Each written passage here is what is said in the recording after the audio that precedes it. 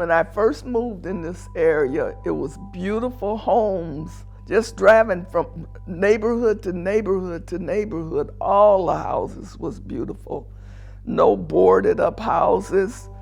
Lawns was immaculate. So it was really nice in the neighborhood.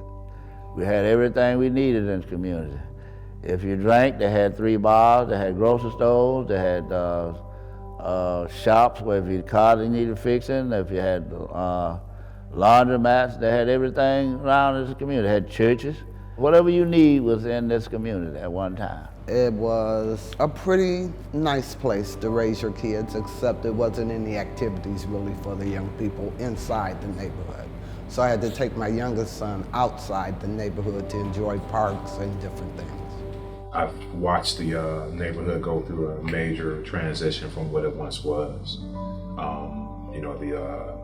The residential part of it was much more, well kept, and people took more pride in their neighborhoods. And so I've watched the neighborhood go through a transition of, where it is now. Which I am glad to see that there is focus being put on this area now to try to get it back to where it once was. In this time, in the Detroit area, they tearing down, but they ain't building. The only way you can contribute that you have to build houses, school, stores in the community where you want somebody to live in the community.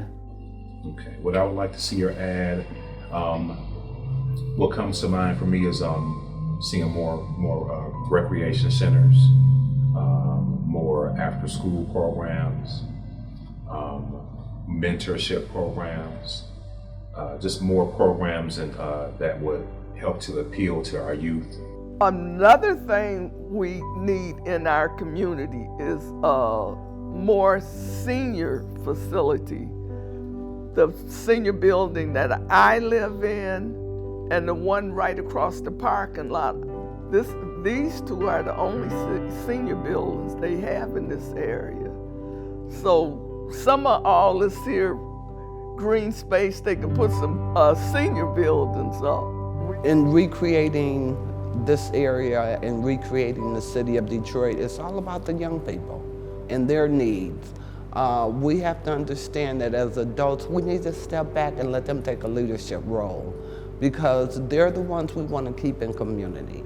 They're the ones that we should be building a community for, and not for us, because we're getting older, and as they grow and they go off to their jobs or college, we want them to come back into the community. We want them to raise their families in the community.